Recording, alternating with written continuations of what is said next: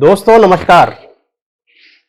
दोस्तों हम पिछले करीब एक वर्ष से अपने करीब हर एक एपिसोड में जिस अपेक्षित मंदी की चिंता जता रहे थे, उस मंदी ने अंततः भारत में दस्तक दे ही दी। हम दस्तक शब्द का इस्तेमाल इसलिए कर रहे हैं क्योंकि यह मंदी भारत में नहीं उपजी है, यह चीन व यूरोप के रास्ते भारत आई है। इस सफर में अमेरिका भी कुछ हद तक प्रभावित हुआ है। भारत की बात करें तो वैश्विक मंदी के बीच भारत की स्टील डिमांड व प्रोडक्शन के आंकड़े अभी तक उत्साहजनक रहे हैं।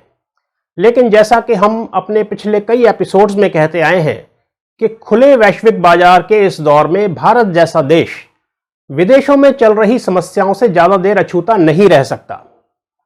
बात मंदी की हो रही है तो हमें मंदी के एपिसेंटर यानी कि चाइना की बात तो करनी ही पड़ेगी। लेकिन शुरू करने से पहले एक विशेष जानकारी। आज का यह एपिसोड स्पॉन्सर किया है एक्रॉल स्टील्स ग्रुप ने।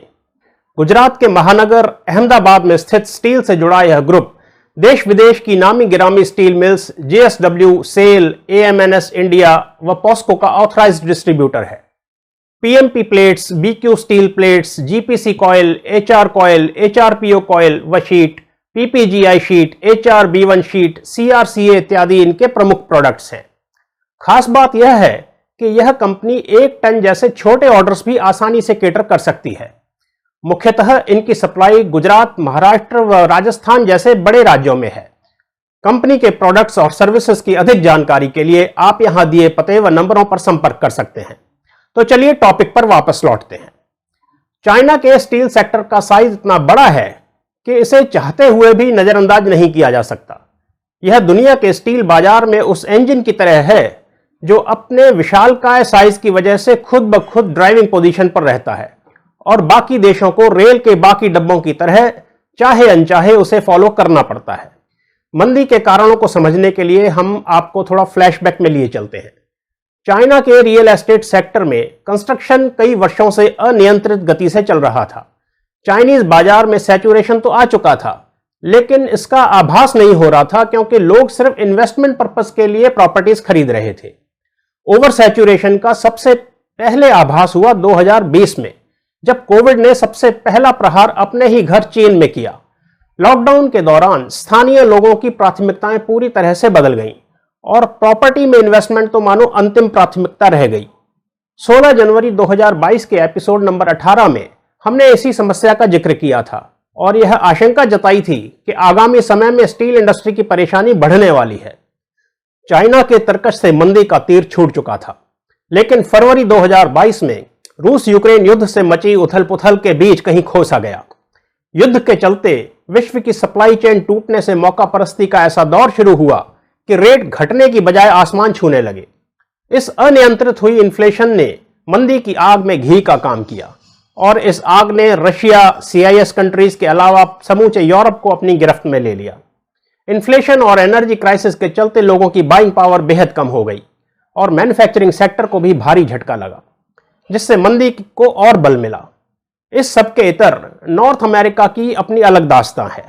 USA हो या कनाडा, कोविड में लगे लॉकडाउन के दौरान वहां की सरकारों ने अपने लोगों की दिल खोलकर आर्थिक मदद की। पैसों की आसान उपलब्धता के कारण पूरे नॉर्थ अमेरिका में इन्फ्लेशन की रफ्तार ऐसी बढ़ी कि लगभग हर चीज के दाम 1.5 से 2 गुने हो गए। कोविड थमा तो सरकारी मदद भी बंद हुई। मदद ही बंद नहीं हुई बल्कि फेडरल रिजर्व ने पिछले 1-1.5 वर्ष में अपना पॉलिसी रेट लगातार बढ़ाया। इससे लोकल डिमांड को झटका लगा और अमेरिकी अर्थव्यवस्था में भी सुस्ती आई। हालांकि चाइना, रशिया, CIS और यूरोप के मुकाबले अमेरिका में मंदी की तीव्रता कुछ कम रही। अब आप में से कुछ दर्शकों को लगेगा कि कहानी तो ठीक है, लेकिन प्रमाण कहां है। तो चलिए, अभी तक मैंने जो कुछ कहा उसे प्रमाणित करने के लिए आपके आगे कुछ एक आंकड़े रखूंगा। हर एक आंकड़ा महत्वपूर्ण है, ध्यान से सुनिएगा और देखिएगा। शुरुआत में मैंने कहा कि यह मंदी भारत में नहीं उपजी है। इसका सबसे बड़ा सबूत है भारत के स्टील प्रोडक्शन व डिमांड के आंकड़े। 2022-23 में भारत के स्टील प्रोडक्शन में 4.2% का इजाफा हुआ और डिमांड में 12.7% की वृद्धि हुई। बढ़ोतरी का यह प्रतिशत दुनिया में सबसे अधिक रहा। अब हैरानी वाली बात यह है कि सबसे अधिक बढ़ोतरी के बावजूद स्टील के रेट लगातार गिरे हैं। पिछले 3 महीनों में भारत में average ingot price 5%, billet 5%, wire rod 6%, HRC 7% और स्पॉन्ज आयरन प्राइस 9% तक गिरे हैं। जब घरेलू उत्पादन बढ़ा है और डिमांड भी बढ़ी है तो फिर रेट क्यों गिर रहे हैं? दिक्कत कहां है?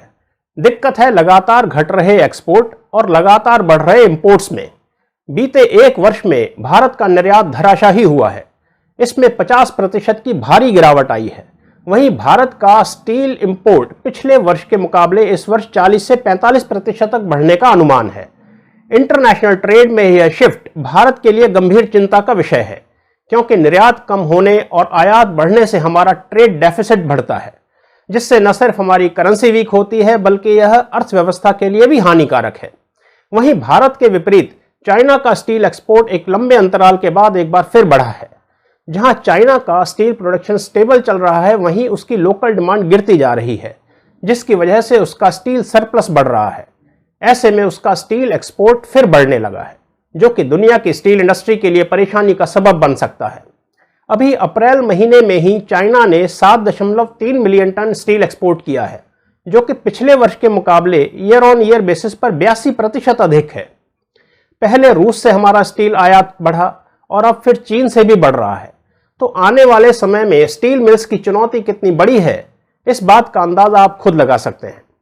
गिरती लोकल डिमांड की वजह से चाइना की अपनी स्टील इंडस्ट्री के हालात बद से बदतर हुए जा रहे हैं। इस वर्ष जनवरी और फरवरी में कुछ समय के लिए रेट बढ़ना शुरू हुए थे, लेकिन यह बढ़ोतरी सिर्फ चाइनीज बाजार के खुलने की वजह से जो पॉजिटिव सेंटीमेंट्स बने थे, सिर्फ उसी की वजह से थी। लेकिन बाजार के फंडामेंटल स्ट्रॉन्ग नहीं थे। ऐसे में सिर्फ सेंटीमेंट्स कब तक टिक पाते? नतीजतन फरवरी मार्च से स्टील प्राइसेस लगातार गिरने शुरू हो गए। पिछले 3 महीनों में विश्व के अधिकांश देशों में स्टील के रेट औंधे मुंह गिरे हैं। यदि हम HRC को बेंचमार्क माने तो इसके रेट चाइना में 21%, यूरोप में 17%, यूएस में 14% और भारत में 7% तक गिरे हैं। इन आंकड़ों द्वारा हम मंदी की तीव्रता को आंकें तो पाएंगे कि सबसे अधिक गिरावट चाइना में दर्ज हुई है, फिर यूरोप में, फिर अमेरिका में और सबसे कम भारत में। यानी कि यह स्पष्ट तौर पर कहा जा सकता है कि मंदी चाइना में ही उत्पन्न होकर यूरोप और अमेरिका के रास्ते विश्व भ्रमण करके भारत पधारी है।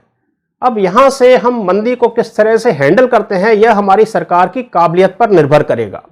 आज की तारीख में यह बेहद जरूरी है कि हम अपने निर्यात, खास करके इंजीनियरिंग गुड्स के निर्यात को प्रोत्साहित करें। हमें निर्यात से जुड़े वह तमाम इंसेंटिव्स रिस्टोर करने होंगे जो पिछले 5-6 वर्षों में लगभग समाप्त कर दिए गए हैं। इसके अलावा RBI को भी अब यह समझना पड़ेगा कि इन्फ्लेशन कम करने के नाम पर बार बार बढ़ाया रेपो रेट अब चुभने लगा है। लिमिट व लोन पर इंटरेस्ट की राशि लगभग 1.5 गुना बढ़ चुकी है, जो कि न सिर्फ इंडस्ट्री पर बल्कि आम आदमी की जेब पर भी भारी असर डाल रही है। इस मुश्किल समय में इसे कम नहीं किया गया तो यह घरेलू मांग के लिए घातक साबित होगा। हमें कुछ साहसिक कदम उठाने ही होंगे, क्योंकि मंदी का यह दौर अभी हाल फिलहाल खत्म नहीं होने वाला। स्टील एक्सपर्ट्स की माने तो वैश्विक मंदी का यह दौर अभी 2 से 2.5 वर्षों तक चल सकता है। हो सकता है इस दौरान स्टील के रेट कई बार गिरे। कब और कितने गिरेंगे मैं नहीं जानता, शायद कोई नहीं जानता।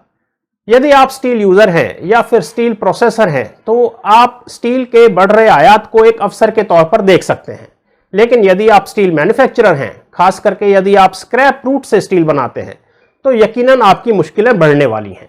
ऐसा मैं इसलिए कह रहा हूं क्योंकि ब्लास्ट फर्नेस वालों को तो आयरन ओर और कोल के गिरते रेटों से राहत मिली है, लेकिन आर्क व इंडक्शन फर्नेस वालों के लिए स्क्रैप के रेट उस अनुपात में नहीं गिरे हैं जितने कि आयरन ओर और कोकिंग कोल के गिरे हैं। गिरावट का कंपैरिजन आप यहां देख सकते हैं। बहरहाल आप जो भी हैं, आपको अपनी स्टॉक इन्वेंट्रीज, अपनी आउटस्टैंडिंग्स और अपने ओवरहेड्स न्यूनतम स्तर पर रखने होंगे, क्योंकि ऊंचाई से गिरने पर सबसे कम चोट उसी को लगती है जो सबसे हल्का होता है। दोस्तों, यदि आपको लगता है कि हमारा कंटेंट आपकी लाइफ में जरा सा भी वैल्यू ऐड करता है तो आपसे निवेदन है कि चैनल को सब्सक्राइब करना व हमारी बात शेयरिंग के माध्यम से लोहे से जुड़े हर व्यक्ति तक पहुंचाना न भूलें। धन्यवाद। Don't forget to like, subscribe and share the videos.